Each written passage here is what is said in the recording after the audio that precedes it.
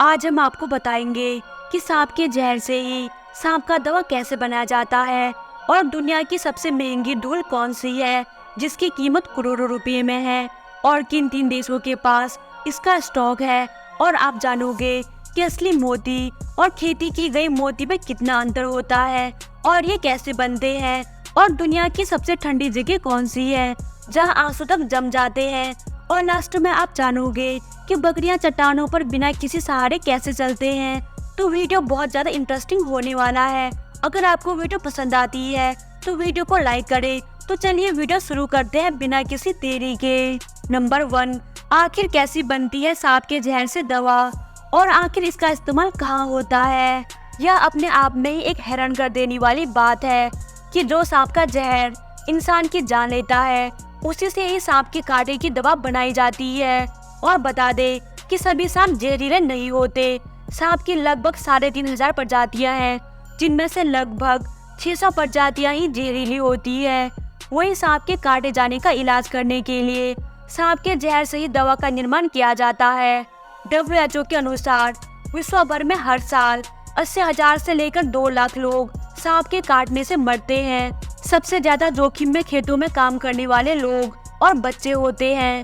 वही सांप के कांटे का प्रभाव बड़ों से ज्यादा छोटे बच्चों को ज्यादा प्रभावित करता है क्योंकि उनका शरीर बड़ों की तुलना में उतना विकसित नहीं हुआ होता है। WHO के अनुसार अगर कोई जहरीला सांप किसी व्यक्ति को काटता है तो उसे लकवा मार सकता है जिससे सांस लेने में तकलीफ हो सकती है। वही सांप के काटने से भारी ब्लीडिंग हो सकती है, टिश्यू डैमेज हो सकता है और साथ ही किडनी फेलियर का जोखिम बढ़ जाता है। इसका इलाज जल्दी ना मिलने से व्यक्ति को मौत के मुंह में धकेल सकती है। सांप के जहर से ही सांप के कांटे की दवा बनाई जाती है जिसे एंटीवेनम कहा जाता है। इस काम के लिए देशों में बड़े स्तर पर सांपों का पालन किया जाता है। सांपों को सही खुराक जैसे उनके पसंदीदा चूहे खिलाए जाते हैं। फिर बीच बीच में सांपों का जहर निकालकर स्टोर किया जाता है और दवा बनाने के लिए आगे भेजा जाता है। सांप का जहर आम इंसान नहीं निकाल सकता, इसके लिए बहुत प्रैक्टिस की जरूरत होती है। सांपों का एक्सपर्ट खास तरीका इस्तेमाल कर सांपों को उनकी जगह से निकालता है और फिर उनके मुंह को पकड़कर एक बोतल में जिसके ऊपर पन्नी लगी रहती है उसके ऊपर भाप को कटवाता है। इसी बीच सांप जहर छोड़ता है और जहर बोतल में जमा हो जाता है। ज्यादा सावधानी के लिए सांप को कार्बन डाइऑक्साइड से भरे ड्रम में डाल दिया जाता है। सांप कुछ ही देर में सो जाता है। फिर सांप को स्टेनलेस स्टील की बेंच पर लेटा दिया जाता है। वहाँ का तापमान लगभग 27 डिग्री सेल्सियस होता है। फिर सांप का जहर निकाला जाता है। इसे कम दर्दनाक जहर निकालने का तरीका माना जाता है। आपको जानकर हैरानी होगी कि सांप के कांटे की दवा एंटीवेनम बनाने के लिए सांप के जहर की थोड़ी मात्रा घोड़े के शरीर में डाली जाती है। ये खास घोड़े होते हैं। घोड़े के शरीर में जहर जाते ही इम्यून सिस्टम एंटीबॉडीज बनाने लगता है और जहर खत्म हो जाता है। इसके बाद घोड़े के शरीर से खून निकाला जाता है। फिर उस खून से सीरम तैयार किया जाता है। घोड़े के अलावा अन्य पालतू जानवरों का भी इस्तेमाल किया जाता है जैसे ऊंट, गधे, बकरी या भेड़। नंबर 2, लोग जब भी किसी को खुद से कम समझते हैं तो अक्सर कहते हैं कि वो मेरे पैरों की धूल के बराबर भी नहीं है। धूल से तुलना करने का मतलब है कि सामने वाले की कोई हैसियत ही नहीं है। ये बात सच भी है क्योंकि मिट्टी की धूल का कोई मोल नहीं होता, भले ही उसे बनने में लाखों साल लगते हो। मगर धरती के हर हिस्से में मौजूद होने के कारण लोग उसे अहमियत नहीं देते, जबकि हकीकत में अगर धूल ही ना रहे तो धरती पर जीवन संकट में पड़ जाए। ना तो अनाज उगेगा और ना ही पेड़ पौधे। हालांकि दुनिया में ऐसे धूल भी हैं जो बहुत दुर्लभ हैं और उनकी कीमत सोने से भी ज्यादा होती है। लेकिन आज हम आपको ऐसे धूल के बारे में बताने जा रहे हैं जिसकी कीमत सबसे ज्यादा है।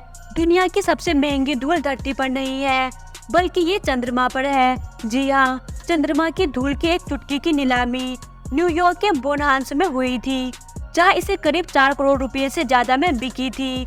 हैरानी की बात तो ये है कि नीलामी से पहले इस कीमत का 6 से 8 लाख रुपए होने का अनुमान लगाया गया था। ये वही धूल थी जिसे चंद्रमा पर उतरने वाले पहले व्यक्ति नील आर्मस्ट्रांग ने वहां उतरते ही उठाया था। अपोलो 11 अभियान से जुड़ी होने के कारण ये धूल ऐतिहासिक दामों पर बिकी। इसके बावजूद चंद्रमा की धूल के अपने में बहुत कीमत है क्योंकि ये आज न केवल दुर्लभ है बल्कि रिसर्च के लिए दुनिया में इसकी डिमांड भी है। चांद की धूल का महंगे होने का कारण ये भी है कि इसे धरती पर लाना बहुत ही महंगा है। केवल 3 देश ही चांद की धूल को धरती पर ला सके हैं। अमेरिका के नासा के अपोलो अभियान ने 382 किलो के चंद्रमा की चट्टान और धूल के नमूने जमा किए हैं, जबकि रूस अपने तीनों अभियान से केवल 300 ग्राम चंद्रमा के नमूने हासिल कर सका था। वही चीन में चांद की धूल को धरती पर लाने वाले देशों में से एक है। चीन 3 किलो के नमूने लेकर आया था। नंबर 3, क्या आपको पता है कि मोती कैसे बनते हैं? अगर नहीं तो आइए जानते हैं। कभी कभी प्राकृतिक रूप से इन कठोर कवच के भीतर बालू के कुछ कण चले जाते हैं। धीरे धीरे इन कणों के ऊपर कैल्शियम कार्बोनेट की परत चढ़ने लगती है, जो चमकदार मोती में परिवर्तित हो जाती है। ये प्रक्रिया प्राकृतिक है, इससे बहुत कम मोती मिल पाते हैं, जिससे मांग पूरी कर पाना असंभव है। इसीलिए कल्चर मोती या मोती की खेती की जाती है, जिसमें सीपी के भीतर बालू के कुछ कण पहुंचा दिए जाते हैं। कुछ वर्ष में मोती बनकर तैयार हो जाते हैं। मोती बनने में 3 से 4 साल लगते हैं। खाड़ी या मीठे पानी में भी अच्छे क्वालिटी के मोती तैयार हो जाते हैं। असली मोती समुद्र में रहने वाले घोंघा प्रजाति के एक छोटे से प्राणी के पेट में बनते हैं। ऐसा नहीं है कि प्रत्येक घोंघा अपना बच्चा पैदा करने की तरह मोती पैदा करता है। आप जानते होंगे कि घोंघा अपनी रक्षा के लिए एक मजबूत खोल में रहता है, जिसे सीप कहते हैं। कभी कभी हजारों में से किसी एक घोंघी के सिप में छेद हो जाता है, जिसके कारण बालू के कुछ कण सिप के अंदर चले जाते हैं। ऐसी अवस्था में सिप में रहने वाले जीव के अंदर बालू के उन कणों पर एक विशेष पदार्थ की परत चढ़ती रहती है। यह विशेष पदार्थ कैल्शियम कार्बोनेट होता है, जो कि उस जीव के अंदर पैदा होता है। धीरे धीरे यह एक सफेद रंग के चमकीले गोल आकार का पत्थर जैसा पदार्थ बन जाता है, जिसे मोती कहते हैं। मछुआरे अनेक सीपियों को इकट्ठा कर लेते हैं और एक एक कर तोड़कर उनमें पाए जाने वाले मोतियों को इकट्ठा कर लेते हैं। लेकिन आजकल तो मोतियों की बढ़ती आवश्यकता के मद्देनजर मोतियों की खेती भी की जाती है, जिसमें नकली ढंग से सिप में छेद पर बालू का कण पहुंचा दिया जाता है और इसके बाद सिप के अंदर उस पर कैल्शियम कार्बोनेट की परत चढ़ती रहती है और उसके बाद मोती बन जाता है। नंबर 4, दुनिया की सबसे ठंडी जगह जहां आंसू तक जम जाते हैं। दुनिया का सबसे ठंडा स्थान साइबेरिया में वातुस्क शहर है। साइबेरिया के याकुता इलाके के पास बसे इस कस्बे में आखिरी बार कुल 500 लोगों की आबादी दर्ज की गई थी।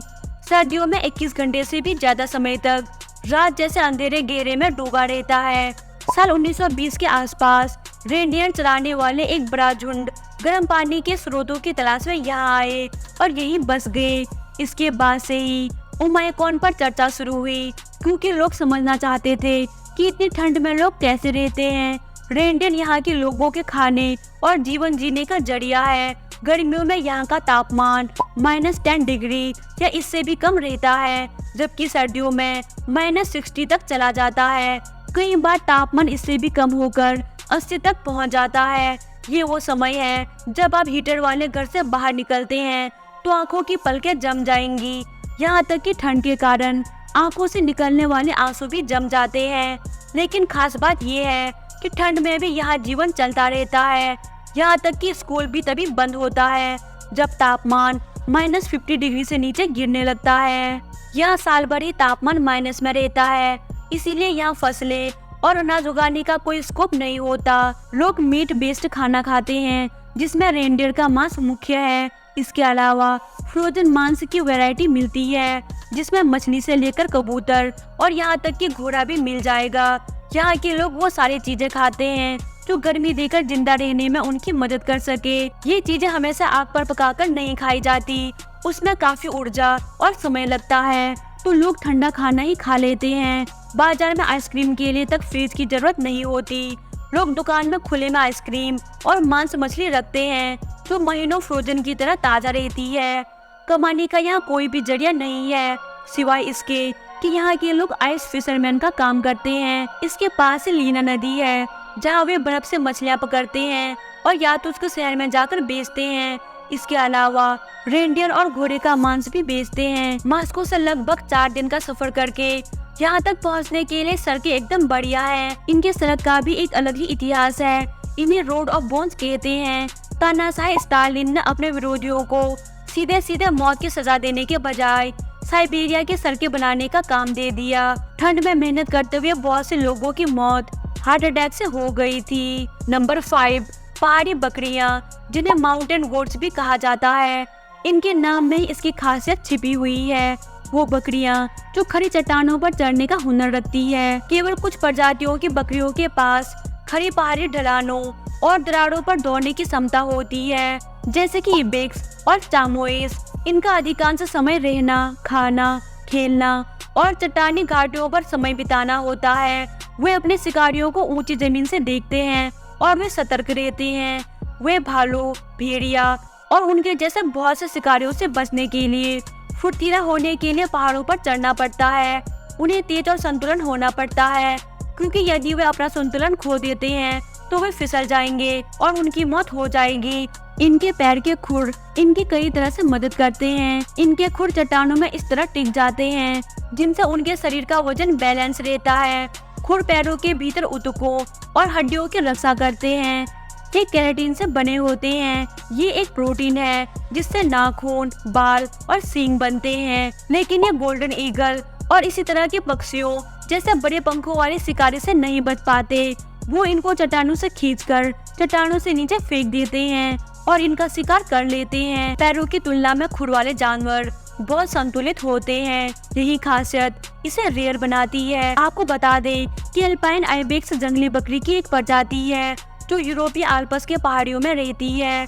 यह एक बार केवल इटली और फ्रांस से आल्प्स में पाई गई थी, लेकिन अब यह स्विट्जरलैंड में देखने को मिल रही है। साथ ही यह जर्मनी, ऑस्ट्रिया, बुल्गारिया और स्लोवेनिया में भी पाई जाती है। तो दोस्तों, उम्मीद करती हूँ आपको वीडियो पसंद आई होगी। अगर आपको वीडियो पसंद आई तो वीडियो को लाइक करके चैनल को सब्सक्राइब कर दे और वो जैसे वीडियो को देखने के लिए बेल नोटिफिकेशन दबाना मत भूलेगा, क्योंकि हमारे चैनल पर जब भी ऐसे वीडियो अपलोड हो तो इसका नोटिफिकेशन आपको मिल सके। Thanks for watching.